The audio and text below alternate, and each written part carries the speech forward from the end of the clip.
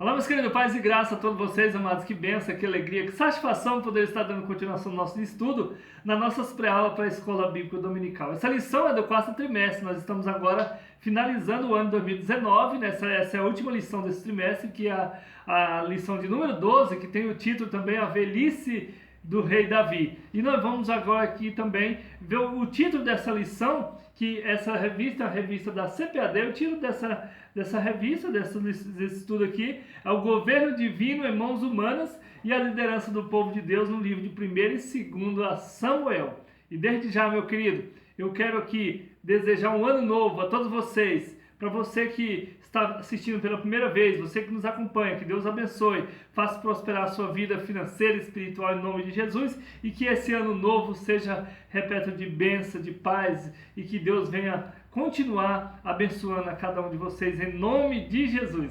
Então, queridos, nós aqui dando continuação na nossa aula, no nosso estudo, e essa lição que é a de número 12, que é a velhice de Davi.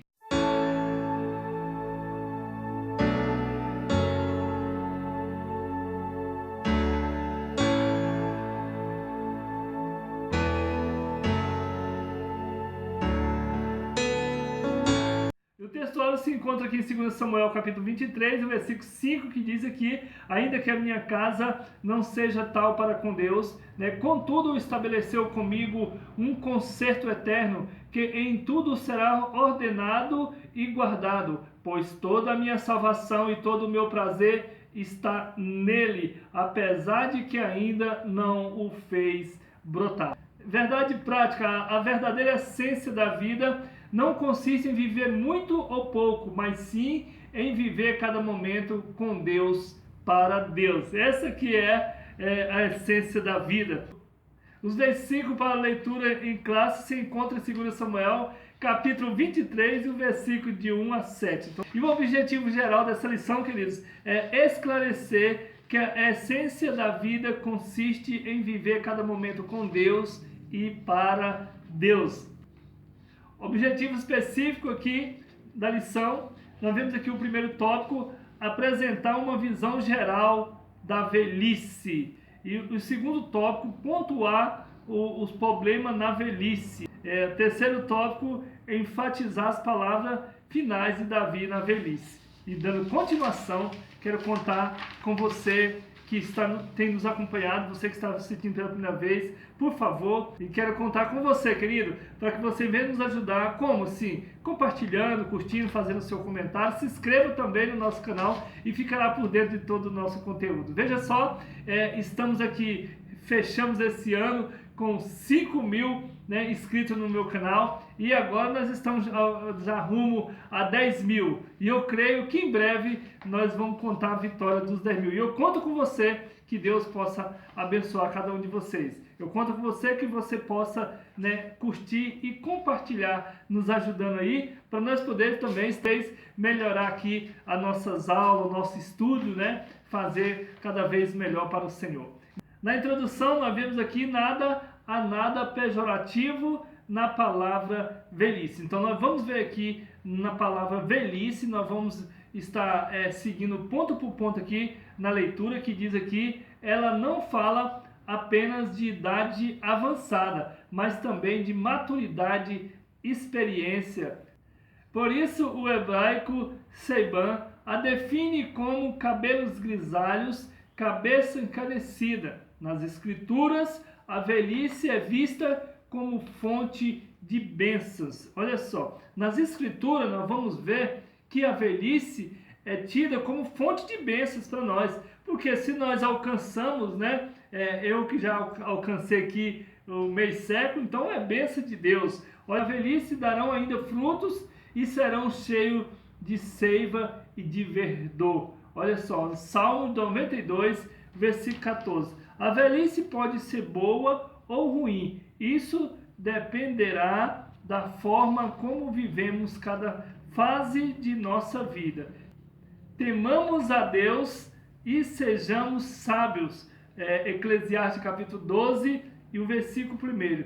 Os últimos momentos da velhice de Davi, já na velhice, foram conturbados, conforme escrito em 1 Reis, né, mas pela sua peregrinação e comunhão com Deus, ele finda sua missão com uma grandiosa ação de graça ao Senhor, que o chamara desde a meninice. Então, ele foi chamado desde criança. Então, nós vemos aqui falando sobre a velhice, aqui em Eclesiastes capítulo 12 e o versículo 1, a palavra de Deus que está escrita ali pelo sábio que escreveu, que diz aqui que lembra do teu Criador na tua mocidade. Então, queridos, nós temos que começar a nossa vida e findar como Davi, né, sempre colocando na presença do Senhor, sempre deixando o Senhor guiar a nossa vida. Então ele fala aqui em Eclesiastes, lembra do teu Criador na tua mocidade, porque vai chegar os dias difíceis, né, e você vai estar firmado sempre no Senhor. Vamos ver aqui o primeiro tópico, uma visão geral sobre a velhice.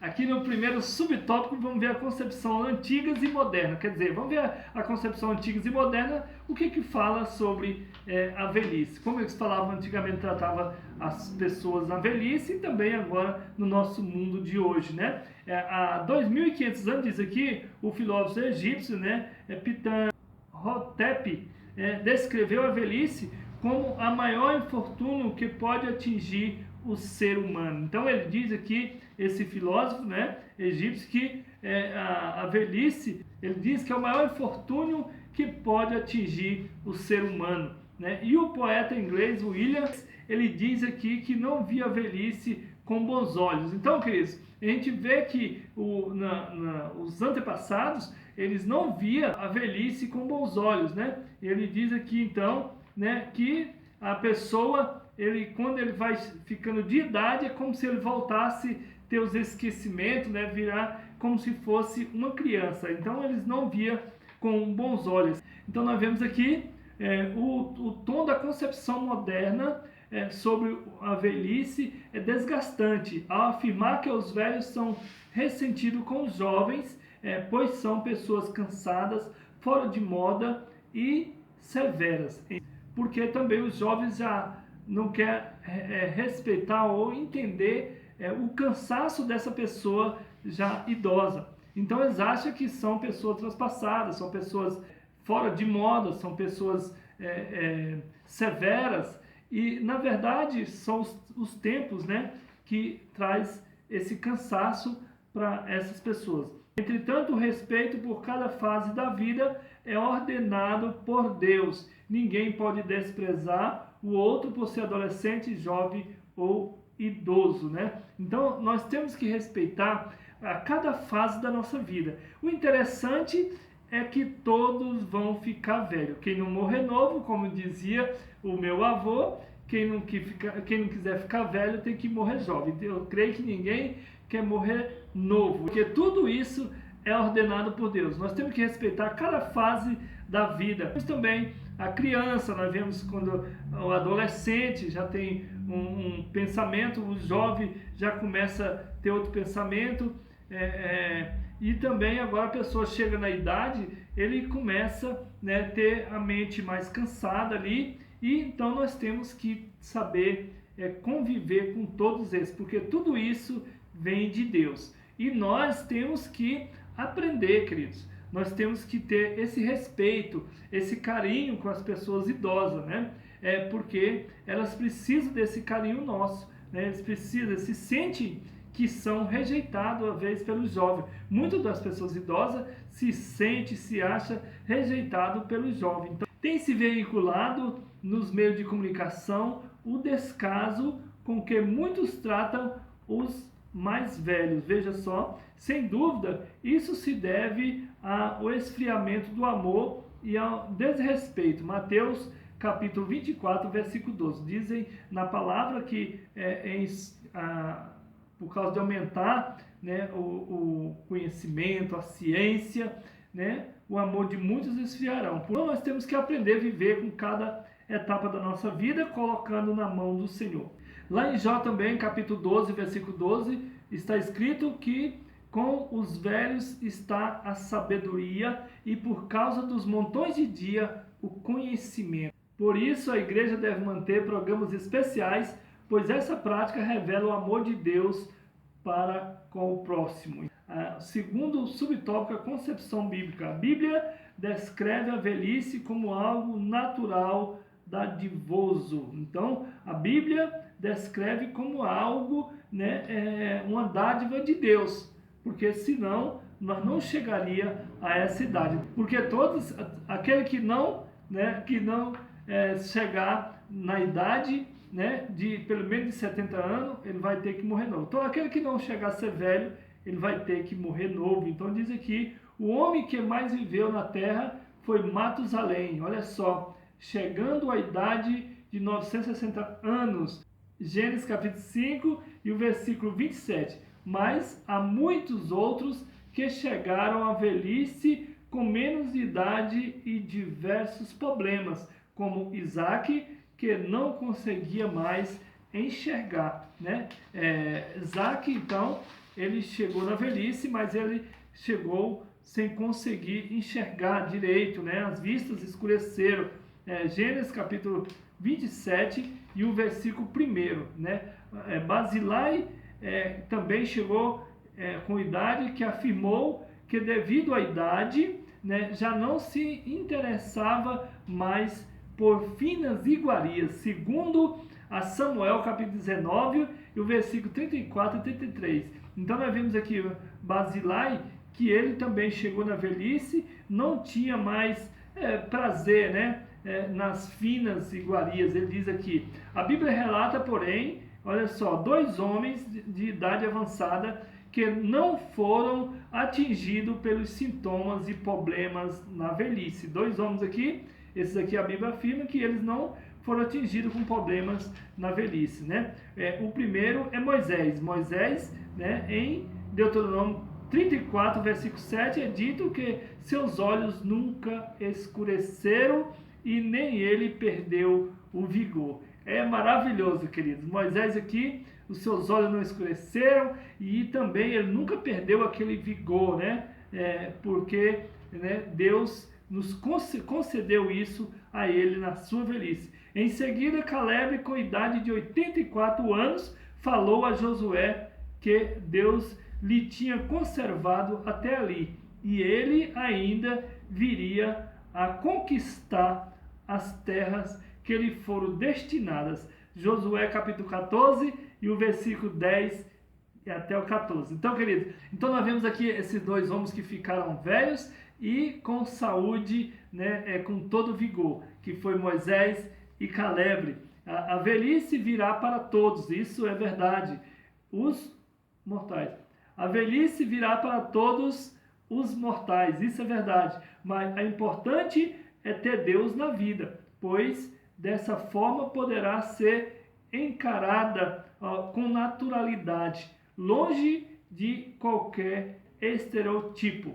Então, nós vemos aqui que a velhice vem para todos e também a morte vem para todos. Então, queridos, vamos entender esse tempo da vida que Deus dá para cada um.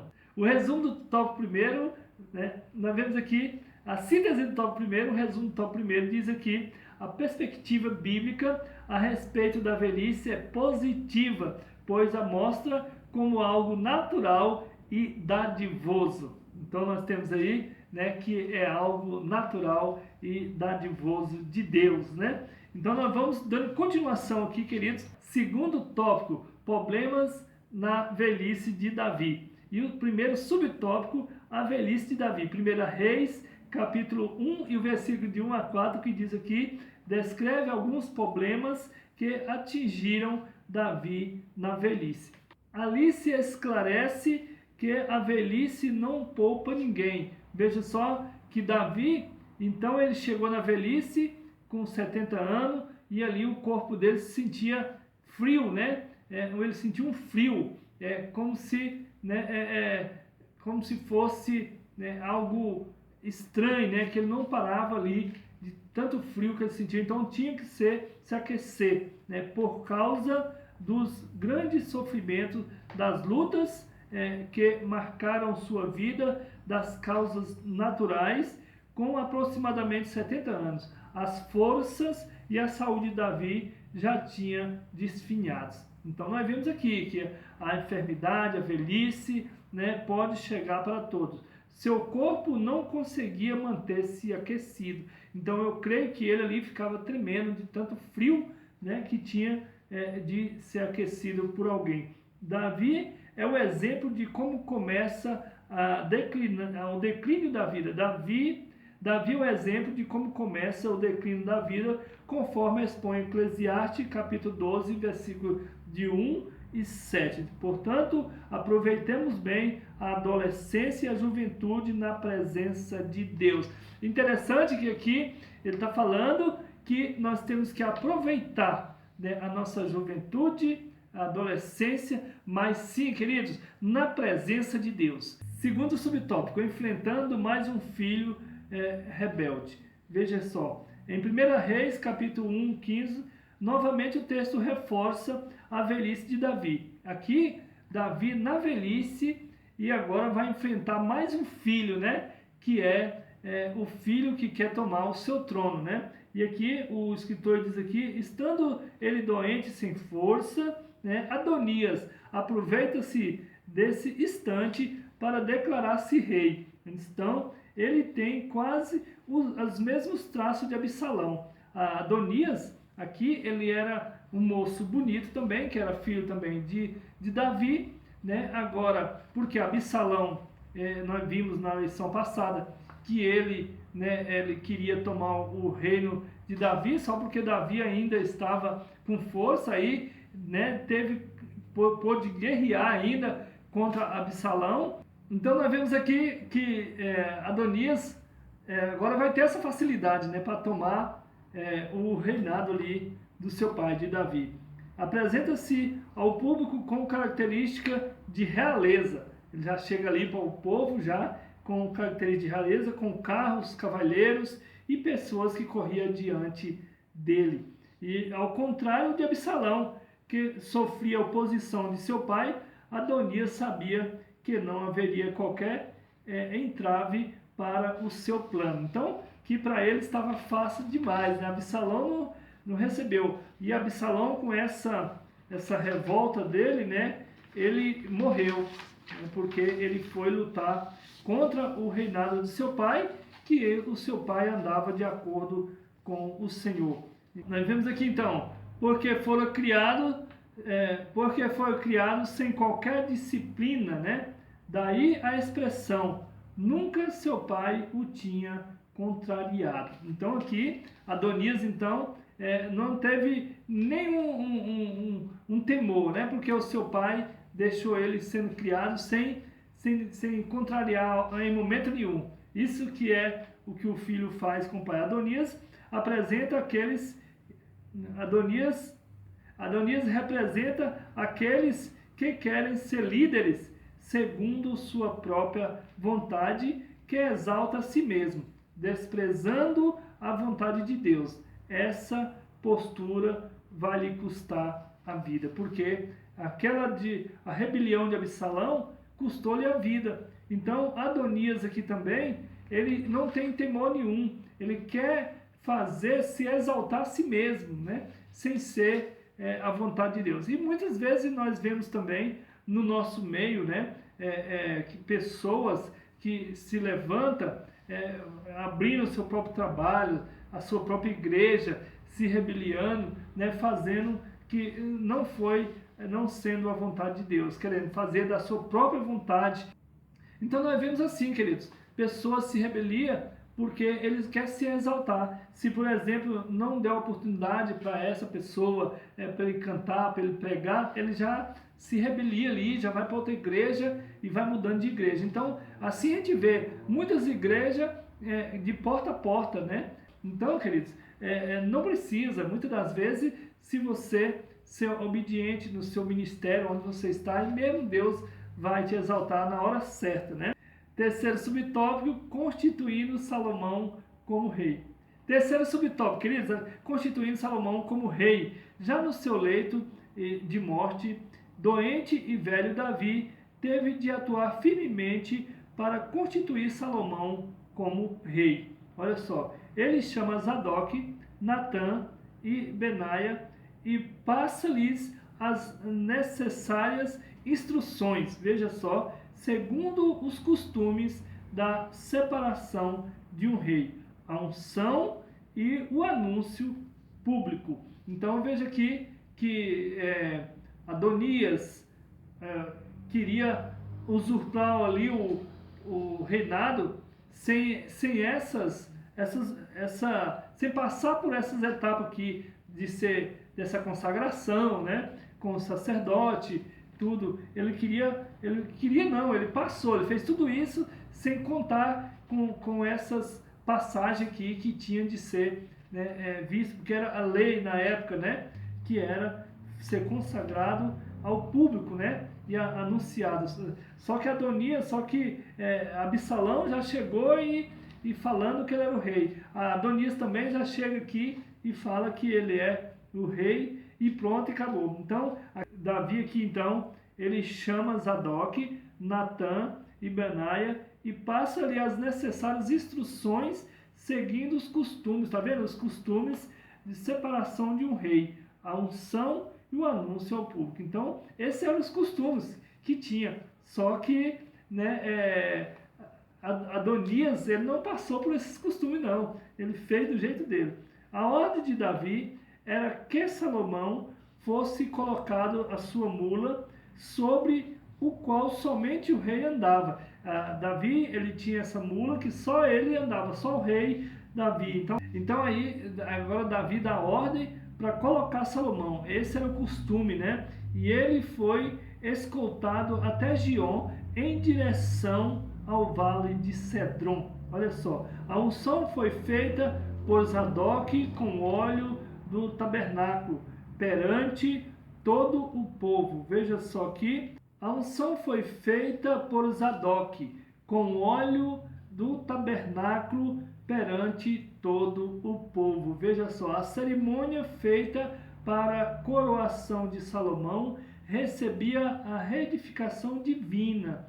Somente a partir disso é que Salomão poderia assumir o trono. Veja só, o filho aqui agora obediente, né, obedecendo as ordens, né, os costumes e também a vontade aqui do seu pai e a vontade de Deus, né? Então nós vemos aqui a diferença da vontade que era de Deus, dos costumes, passando por todas as etapas, a diferença do outro que não estava na vontade de Deus, Absalão e Adonias, que queria usurpar de qualquer forma o reinado do Senhor, passando por cima, né, das ordens, passando por cima da lei de Deus. Quarto subtópico, as palavras de Davi a Salomão e a sua morte. Davi tem consciência de que vai morrer. Veja só, na velhice aqui, Davi, como ele tinha vivido tudo aquilo ali com Deus, mas agora ele sabia, né? Ele tinha esse entendimento que ele ia morrer. Por isso que nós temos que estar preparados. O homem que está aqui na terra, ele tem que saber que uma hora vai chegar a hora dele morrer. Então nós temos que estar sempre preparando a nossa alma, o nosso espírito, a nossa vida para com Deus. Davi tem consciência de que vai morrer. Por isso, todo homem tem que saber disso, né? Davi tinha essa consciência. Nós temos que ter essa consciência que nós vamos morrer e que nós temos que nos preparar para estar tudo, né, de acordo com a vontade de Deus, né? E isso, o que acontece em 1 Reis, capítulo 2, versículo de 1 a 4. Nessa hora, brota dos seus lábios profundas palavras com as quais aconselha seu filho. Veja só, Davi diz para Salomão andar em santidade e nela conduzir o rebanho de Deus. É muito bonito, Israel. O rei tinha consciência plena de que uma vida de santidade só era possível pela observância e obediência completa à palavra de Deus, conforme Moisés revelara. Então o rei, ele tinha essa consciência que a santidade, a santificação tinha que ser de acordo com a palavra que Moisés tinha deixado, a palavra do Senhor, né? Tanto Salomão quanto o povo tinha a responsabilidade de andar nos caminhos do Senhor, por causa das verdades divinas transmitidas, o que significava atentar para os estatutos do Senhor. Êxodo 30 e o versículo 21. Guardar, olha só, guardar os mandamentos divinos. Êxodo 20, versículo de 1 a 17, atentar para os decretos e o juízo do Senhor. Êxodo 21, versículo 1. Síntese do tópico 2, resumo do tópico 2. Na velhice, Davi presenciou mais uma revolta de um filho, Adonias. Então Davi, na sua velhice, ainda presenciou mais essa revolta de um filho. E tudo isso aqui tinha sido profetizado por causa do pecado que Davi tinha cometido, mas Deus assim era com Davi, porque ele era um homem de coração aquebrantado, sempre voltando e pedindo perdão ao Senhor. Porque é isso que o Senhor espera de nós, que nós reconheçamos que nós necessitamos de Deus para a nossa salvação, que nós somos pecadores e que só o Senhor, só o sangue de Jesus é que nos dá essa justificação, para a nossa salvação. Terceiro tópico, as palavras finais de Davi em sua velhice. Primeiro subtópico, reconhecimento da ação do Deus de Jacó. Veja aqui, as palavras finais de Davi em 2 Samuel capítulo 23, versículo de 1 a 7, são de louvor a Deus.